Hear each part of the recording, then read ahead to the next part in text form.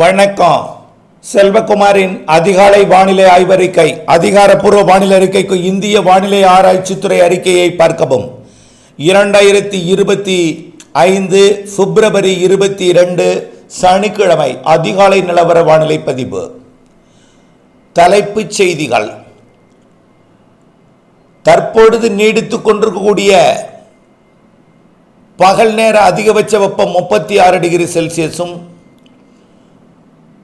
குறைந்தபட்ச வெப்பநிலை 18 டிகிரி செல்சியஸும் தலைகீழ் மாற்றமடைய போகிறது.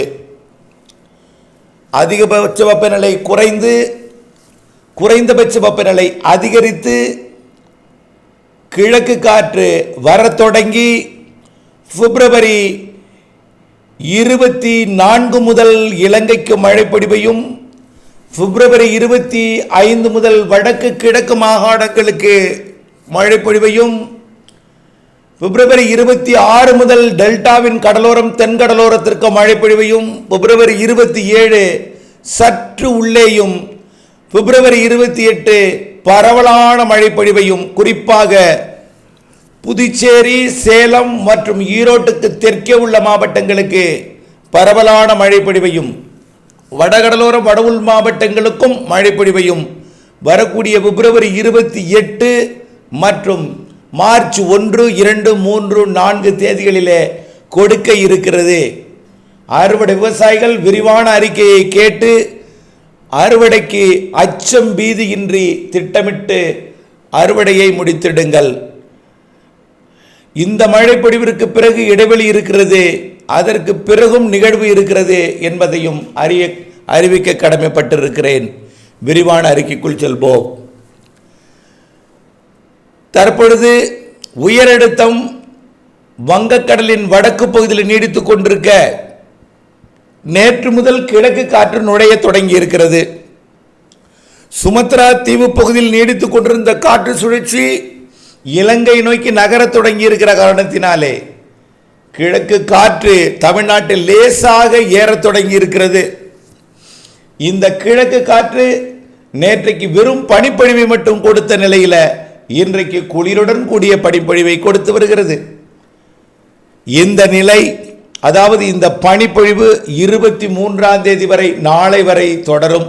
24ஆம் தேதி பனிப்பொழிவு விலகி கிழக்கு காற்று மட்டும் இருக்கும், சற்று குளிராக. 25ஆம் தேதி முற்றிலுமாக தலைகீழாக மாறி பனி முற்றிலும் விலகிவிடும். பனி வாய்ப்பு இல்லை. தெளிவான வானமும் சற்று புழுக்கமான வானிலையும் நீடிக்கும். ஒருவேளை குளிர்காற்று கிழக்கு காற்றாக நுழைந்தாலும் பனிப்பொழிவு மூடு பனிப்பொழிவிற்கு வாய்ப்பில்லை. வரக்கூடிய 25ஆம் தேதி அதிகபட்ச வெப்பநிலை என்பது குறைந்து 29 டிகிரியாக 30 டிகிரியாக குறைந்துவிடும். கரூர் பரமத்திலும் ஈரோட்டிலும் 36 டிகிரி செல்சியஸ் வெப்பம் பதிவாகியிருந்த நிலையில் வரக்கூடிய நாட்களில் 36 டிகிரியை ஒட்டியே இருக்கும் என்று எதிர்பார்க்கப்படுகிறது.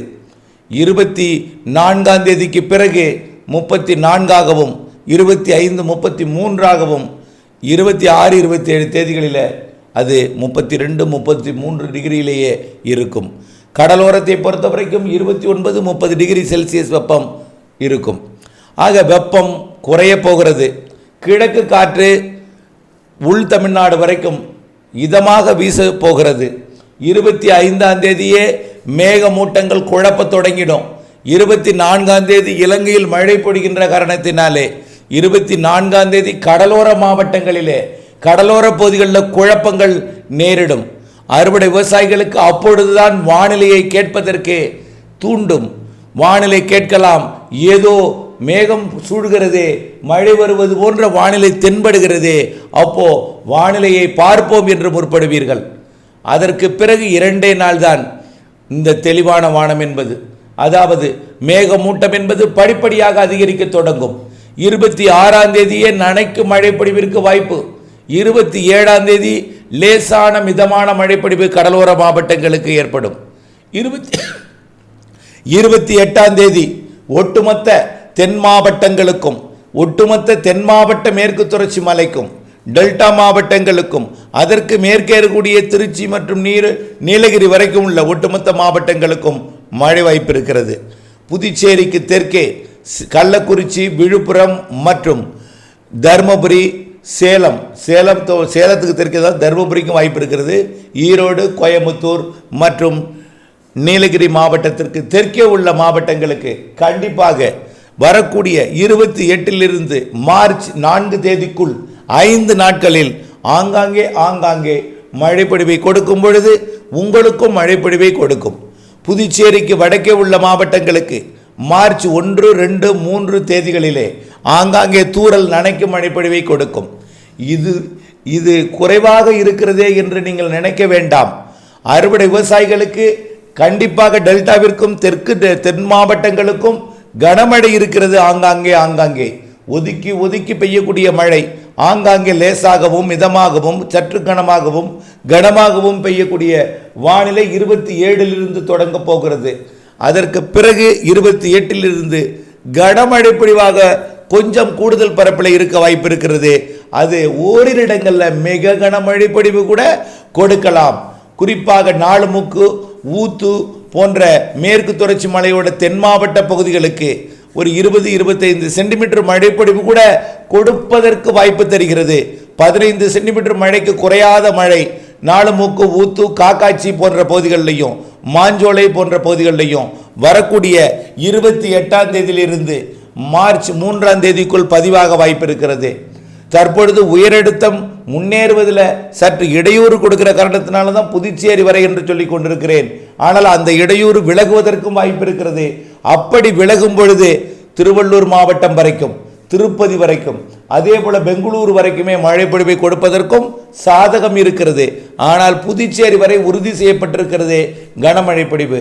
புதுச்சேரிக்கு தெற்கே புதுச்சேரி, கடலூர், மயிலாடுதுறை, நாகப்பட்டினம், காரைக்கால், திருவாரூர், தஞ்சாவூர், அரியலூர், பெரம்பலூர், திருச்சி, புதுக்கோட்டை, சிவகங்கை, ராமநாதபுரம், மதுரை, திண்டுக்கல், கரூர் மற்றும் நாமக்கல், அப்படியே பார்த்தீங்கன்னா அதாவது கடலூர் மாவட்டத்தின் உள்பகுதி, கள்ளக்குறிச்சி மற்றும் விழுப்புரம் மாவட்டத்தின் தெற்கு பகுதி மற்றும் சேலம், நாமக்கல், ஈரோடு, நீலகிரி, கோயம்புத்தூர், திருப்பூர், திண்டுக்கல் மற்றும் அப்படியே உள்ளே மதுரை, தேனி, விருதுநகர், தூத்துக்குடி, திருநெல்வேலி, தென்காசி, கன்னியாகுமரி ஆகிய மாவட்டங்கள், தேனி, விருதுநகர் எல்லாமே, மதுரை ஆகிய மாவட்டங்களுக்கு அந்த மழைப்பொழிவு நல்ல ஒரு மழைப்பொழிவை கொடுக்கும். தென் மாவட்டத்தின் மேற்கு தொடர்ச்சி மலையில் மிக கனமழை இருக்க வாய்ப்பு உறுதியாக தெரிகிறது. குறிப்பாக கன்னியாகுமரி, திருநெல்வேலி இடைப்பட்ட மாஞ்சோலை, நாலுமுக்கு பகுதிகளில் அதிக மழை பொழிவும் வாய்ப்பு இருக்கிறது. அதாவது 25 சென்டிமீட்டர் கூட அந்த நாலுமுக்கு, ஊத்து, காக்காட்சி போன்ற பகுதிகளில் பொழியலாம். நான் சொல்வது அணைகள் நீர்பிடிப்பு பகுதி, அது விவசாய பகுதி அல்ல. அது பெய்யக்கூடிய மழை நேரடியாக அணைகளுக்கு போகும்.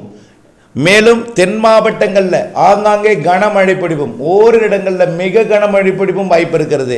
டெல்டா மாவட்டங்களில் சற்று கனமழை முதல் ஆங்காங்கே கனமழை பொழிவையும் கொடுக்கும். உள் மாவட்டங்கள்லையும் மிதமான மழைப்பொழிவு கொடுக்கும். அனைத்து மாவட்டங்களுக்கும் குறைந்தபட்சம் தூறல் நனைக்கும் மழைப்பொழிவு தெரிகிறது. ஆகவே ஒரே நேரத்தில் தொடக்கம் 26 என்றால் 26 அனைத்து இடங்களுக்கும் பொழிந்து விடாது. 26 கடலோரம், அதுவும் டெல்டா கடலோரம், தென்கடலோரம். 27 டெல்டா மற்றும் தென் மாவட்டங்கள். 28 பெரும்பாலான மாவட்டங்கள். அனைத்து மாவட்டங்களுக்கும் 3ஆம் தேதிக்குள் ஒரு மழை பொழிவாவது கொடுத்துவிடும். இதுதான் இப்பொழுதைய ஆய்வறிக்கை. அறுவடை விவசாயிகள் அச்சம் பீதி கொள்ள தேவையில்லை. இந்த வானிலை அறிக்கை சொல்வதற்கான காரணம், அறுவடைக்கு தயாராக இருக்கக்கூடிய நெல் தானியங்களை அறுவடை செய்யாமல் மழை இருக்காது, பனிப்பொழிவுதான், பொறுமையாக அறுத்து கொள்ளலாம், எல்லாருக்கும் அறுவடை செய்து வரட்டும், எந்திரம் ஃப்ரீயா, அதாவது அறுவடை எந்திரம் வரட்டும், அறுவடை செய்து கொள்ளலாம் என்று மழையெல்லாம் கவனத்திலும் கருத்திலும் கொள்ளாமல் பொறுமையாக இருந்து கொண்டிருக்கிறார்கள். அப்படி இருந்தால், இந்த மழைப்பொழிவு அறியாமல் இருந்தால் அந்த முதிர்ந்த நெல் தானியங்களுக்கு பாதிப்பை ஏற்படுத்தலாம். முதிராத நெல் தானியங்களுக்கு பாதிப்பு இல்லாவிட்டாலும் முதிராத நெல் தானியங்களை நாம் அறுவடை செய்தாலும் பயனில்லாமல் போய்விடும். முதிர்ந்த நெல் தானியங்களை 26ஆம் தேதியிலிருந்து தொடங்கக்கூடிய மழை தொடர்ந்து அவ்வப்பொழுது ஆங்காங்கே நனைத்து கொண்டும் தூறிக்கொண்டும் லேசாகவும் மிதமாகவும் சற்று கனமாகவும் தென் மாவட்டங்களில் மிக கனமாகவும் இருந்து கொண்டிருக்கும் என்பதன் காரணமாக 25ஆம் தேதி வரைக்குத்தான் இந்த இடைவெளி. இன்றைக்கு தேதி 22 ஆகிவிட்டது. நாளை 23 ஞாயிற்றுக்கிழமை, திங்கட்கிழமை 24, செவ்வாய்க்கிழமை 25 ஆகிவிடும். ஆக செவ்வாய்க்கிழமை வரைக்கும் தான் உங்களுக்கு மழை இல்லாத ஒரு வானிலை. அதுவும் திங்களும் செவ்வாயும் குழப்பம் வந்துவிடும், மேகமூட்டங்கள் வந்துவிடும். ஆகவே கண்டிப்பாக செவ்வாய்க்கிழமைக்குள் அறுவடை செய்ய வேண்டிய கட்டாயத்தில் இருக்கிறோம், முதிர்ந்த நெல் தானியங்களை மட்டும். காரணம், ஒரே நேரத்தில் நீங்கள் வானத்தின் மேகத்தை பார்த்து திங்களும் செவ்வாயும் அறுவடை செய்ய நீங்கள் முற்படும் பொழுது அறுவடை இயந்திரங்களுக்கு பெரிய அளவிலே பற்றாக்குறை ஏற்படலாம். அதே போல அவசரத்திலே அறுவடை செய்யும் பொழுது நீங்கள் அந்த வைக்கோல்களை கூட, தீவனத்தை நீங்கள் சேகரிக்காமல் அதை வயலிலே ஈரத்தின் காரணமாக விட்டுவிட வாய்ப்பு இருக்கிறது. ஆகவே ஒரு முறை நனைத்து விட்டால் அடுத்தடுத்த நாட்கள் நனைக்கும் மழைப்பொழிவுகள் என்பது மிதமான லேசான மழைப்பொழிவாக மாறிவிடும் என்பதன் காரணமாக அறுவடையை மழைக்கு முன் அறுவடையையும் தானியங்களையும் சேமித்து வைக்கோலையும் சேமித்து பத்திரப்படுத்துமாறு கேட்டுக்கொள்கிறேன். அச்சமோ பீதியோ கொள்ள வேண்டாம். அறுவடைக்கு தயாராக இருக்கக்கூடிய விவசாயிகளுக்கு ஒரு நன்மைக்காகவே அறிவிக்கிறேன். அடுத்த இடைவெளி என்பது வரக்கூடிய 4ஆம் தேதியிலிருந்து 11ஆம் தேதி வரை கிடைக்கும். 5ஆம் தேதியிலிருந்து 11ஆம் தேதி வரை இடைவெளி இருக்கிறது. அடுத்த மழை சுற்றும் இருக்கிறது 12லிருந்து 15 வரை. ஆகவே அது ஆய்வில் இருக்கிறது. இருந்தாலும் அடுத்த மழை சுற்று உண்டு. அதே போல மார்ச் இறுதியிலும் ஒரு மழை சுற்று உண்டு. நிகழ்வுகள் இருக்கிறது. ஏப்ரல் மேயிலும் நிகழ்வுகள் இருக்கிறது. வெயிலும் இருக்கும், மழையும் இருக்கும். இந்த ஆண்டு கோடையை பொறுத்த வரைக்கும் சராசரிக்கு கூடுதல் கோடை மழை இருக்கிறது. வெயிலை பொறுத்த வரைக்கும் சராசரி வெயில் இருக்கிறது என்பதை தெரியப்படுத்த விரும்புகிறேன். தொடர்ந்து அப்டேட்ஸுடன் இணைந்திருந்து வானிலை அறிந்து, மாறுதல் அறிந்து, திட்டமிட்ட வேளாண்மை செய்திடவும், இடைவெளி அறிந்து அறுவடை செய்திடவும் அன்போடு கேட்டுக்கொள்கிறேன். நன்றி.